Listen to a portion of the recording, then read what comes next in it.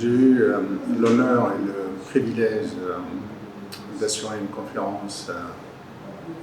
sur le thème de entrepreneuriat et entreprise en Tunisie, avec un sous-titre qui est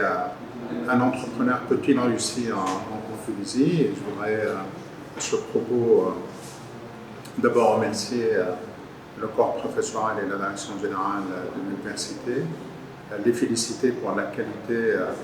du management et la qualité à la fois académique et scientifique du corps enseignant. Et donc ça a été une opportunité pour que je fasse un peu le point sur le thème de l'entrepreneuriat en Tunisie face à un public d'étudiants extrêmement motivés, à l'écoute, patients, et qui voulaient voir un peu comment se passaient les choses en matière de création d'entreprise, en matière de prise d'initiative, etc. Et donc, j'ai essayé de développer un peu la problématique dans laquelle nous situons, situer le contexte tunisien en matière justement de création d'entreprise et de prise d'initiative, définir un peu, pour éviter un peu les quiproquos et les malentendus, définir ce qu'est l'entrepreneuriat et définir également, je pense que c'est extrêmement important, ce que l'entrepreneuriat n'est pas. Je crois que c'est important en insistant sur le fait que l'entrepreneuriat est un choix, c'est un engagement qui nécessite de la ténacité, de la pugnacité. Ce n'est pas un pis-aller, ce n'est pas tout à fait une alternative au chômage, et bien au contraire, il faut qu'il y ait un certain nombre de prérequis qui sont indispensables pour que le projet réussisse. J'ai également parlé de l'entreprise de demain, une entreprise qui doit être une entreprise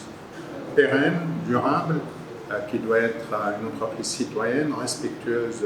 de l'environnement à la fois social et écologique, et tenant compte d'un certain nombre d'enjeux dans la gestion de l'entreprise. C'est ce qu'on appelle les parties prenantes,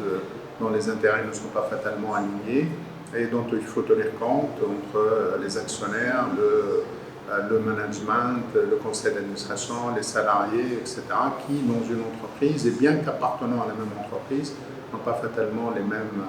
intérêts. Donc, c'est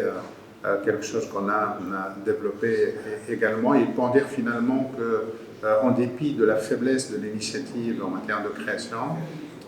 d'entreprise, il y a encore de la matière que pour quelqu'un qui justement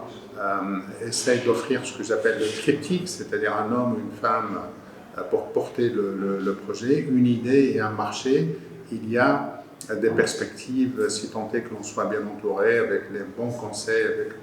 l'accompagnement qu'il faut. Il y a de la marge en Tunisie notamment et dans les pays d'Afrique que je connais relativement bien, il y a encore un potentiel extrêmement important constitué par les jeunes qui veulent justement exister autrement, qui veulent prouver qu'ils peuvent créer leur propre entreprise et donner du sens à leur vie autrement qu'en attendant un emploi salarié.